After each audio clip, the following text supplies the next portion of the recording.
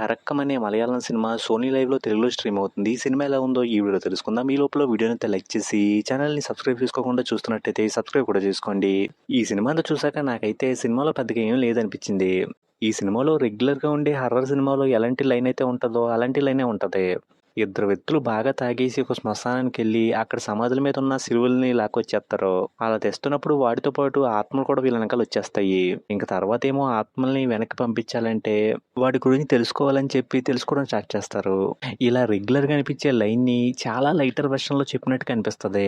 సినిమాలో వచ్చే ఏ ఒక్క సీన్‌ని కూడా బాగా ఫన్నీగా చెప్పడానికి కానీ, ఇంట్రెస్టింగ్‌గా చూపించడానికి కానీ, సీరియస్‌గా చెప్పడానికి కానీ, ఎమోషనల్‌గా చూపించడానికి కానీ ట్రై చేసినట్టు 1% కూడా అనిపించదు. సినిమాలో ఆ లైన్‌ని సిల్లీగా పైపైన చెప్పుకుంటూ వెళ్తారు.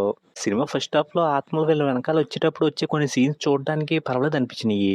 ఇంకా ఆ సీన్స్ చూస్తున్నప్పుడైతే సినిమా సెకండ్ హాఫ్‌కెళ్ళాక వాటితో ఏదో ఇంట్రెస్టింగ్ అయినా చేస్తారు అన్నట్టుగా అయితే అనిపించింది.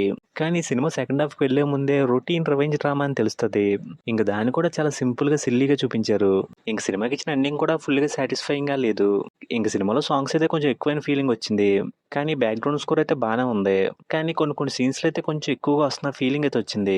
ఫైనల్‌గా ఈ సినిమా లెంత్ అయితే గంటన్నర కన్నా తక్కువే ఉంది. అంత తక్కువ లెంత్ ఉండే సినిమా నుంచి ఏమి ఎక్స్‌పెక్ట్ చేయకుండా చాలా సింపుల్‌గా సిల్లీగా ఎళ్ళిపోద్ది. అలాంటి సినిమాని చూద్దాం అనుకుంటే ఈ సినిమాని అయితే ఓసారి ట్రై చేసుకోవచ్చు. ఇంక సినిమాలో అయితే ఎలాంటి అడల్ట్ కంటెంట్ కూడా లేదు. చూడాలనుకుంటే ఫ్యామిలీతో కూడా చూసుకోవచ్చు. ఇంక ఈ సినిమాకి నేనిస్తున్న రేటింగ్ అయితే 2.25 ఔట్ ఆఫ్ 5.